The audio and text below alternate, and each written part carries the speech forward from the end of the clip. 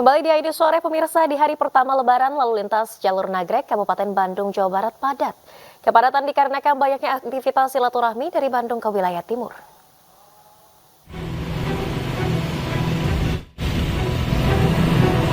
Beginilah suasana antrian kendaraan yang mengular dari kawasan pintu perlintasan kereta Nagrek hingga Jalan Bypass Cicalengka, Kabupaten Bandung, Jawa Barat di hari pertama Lebaran. Ribuan kendaraan pribadi mengantri mengarah ke arah timur. Tingginya volume kendaraan serta adanya penyempitan jalan di tanjakan LPG, antrian sepanjang 5 km di kawasan Nagrek tidak terhindarkan. Kemacetan sendiri diprediksi masih akan terjadi mengingat banyaknya masyarakat yang melaksanakan silaturahmi dari Bandung ke beberapa kota lain di kawasan timur, seperti Garut, Tasik, Ciamis, serta Banjar. Dari Kabupaten Bandung, Jawa Barat, Yuan Pangestu, iNews melaporkan. Di Hari Raya Idul Fitri, pemirsa, stasiun Pasar Senen Jakarta masih dipadati penumpang yang akan melakukan perjalanan mudik. Di hari pertama perayaan Lebaran, sebanyak 43.000 penumpang diberangkatkan dari stasiun Pasar Senen menuju sejumlah wilayah di Pulau Jawa. Hari ini PT KAI Jakarta memberangkatkan 43.856 penumpang dengan 75 keberangkatan dari Daob 1 Jakarta ke sejumlah wilayah di Pulau Jawa. Sementara itu 245.447 kursi masih tersedia untuk keberangkatan kereta api jarak jauh hingga 21 April 2024 mendatang. Humas PT KAI menyampaikan perkiraan puncak arus balik mudik Lebaran 2024 akan terjadi pada 15 April dengan perkiraan 44.408 penumpang. Jumlah total pelanggan yang telah dan akan berangkat sementara ini ada sebanyak 674.422 orang. Dan data tersebut masih akan berubah karena proses penjualan tiket untuk ketersediaan mudik pasca Lebaran masih tersedia. Diperkirakan ketersediaan tempat duduk per tanggal 10 April 2024 ada sebanyak 245.447 atau 11.157 seat perharinya. Ya pemirsa, sejumlah warga memilih mudik di Hari Raya Idul Fitri dengan menggunakan moda transportasi kereta api dan kapal laut.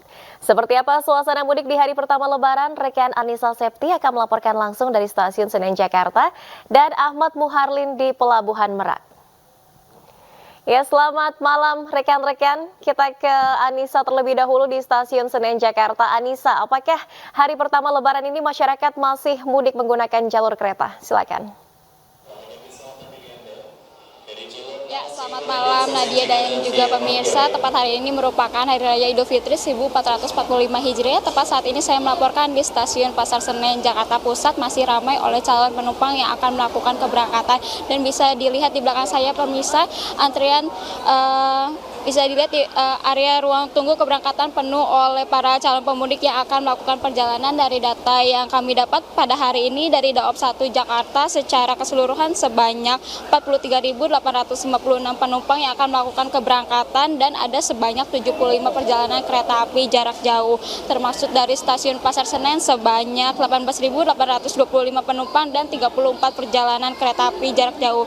Diperkirakan ketersediaan tempat duduk per tanggal 10 April 2024 untuk periode pasca angkutan Lebaran 2024 dari 12 April hingga 21 April 2024 tersedia sebanyak 216.663 seat yang artinya sebanyak 18.055 seat setiap harinya akan melakukan keberangkatan. Untuk pantauan puncak arus balik sendiri terjadi pada tanggal 15 April 2024. Untuk keberangkatan sendiri calon penumpang mayoritas berangkat menuju ke Jawa Timur, Jawa Tengah seperti Jogja, Malang, Surabaya, Purwokerto, Solo, Kutoarjo, dan juga Semarang. Dan juga pemirsa, PT KAI telah menghimbau kepada para penumpang kereta api agar memeriksa kembali jadwal keberangkatan guna menghindari kesalahan naik kereta atau ketinggalan naik kereta api. Kembali ke Nadia. Baik, dari Stasiun Senen kita menuju ke Pelabuhan Merak dengan rekan Ahmad Muharlin di sana. Selamat malam Muharlin. Jika tadi di Stasiun Pasar Senen ini masih ramai oleh pemudik, apakah suasananya sama di Pelabuhan Merak?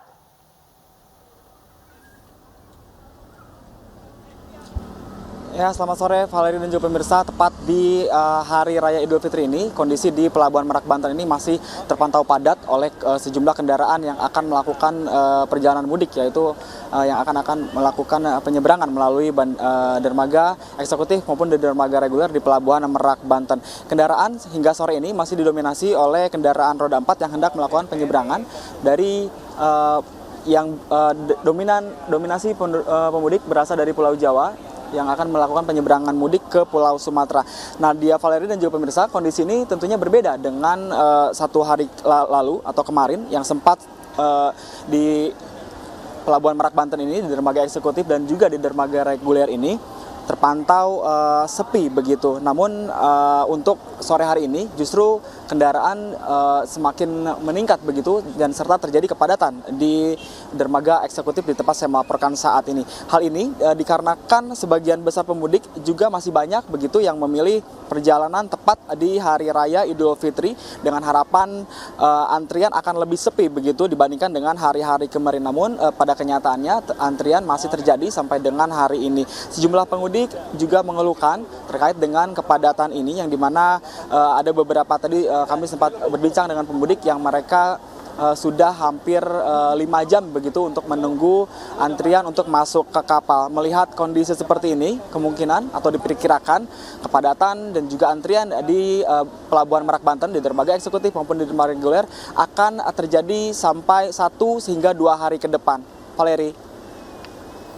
Baik, terima kasih rekan Ahmad Muharlin melaporkan langsung dari Pelabuhan Merak Banten, dan sebelumnya ada Anissa Septiarani dari Stasiun Pasar Senen Jakarta Pusat. Selamat bertugas kembali, jaga kesehatan rekan-rekan.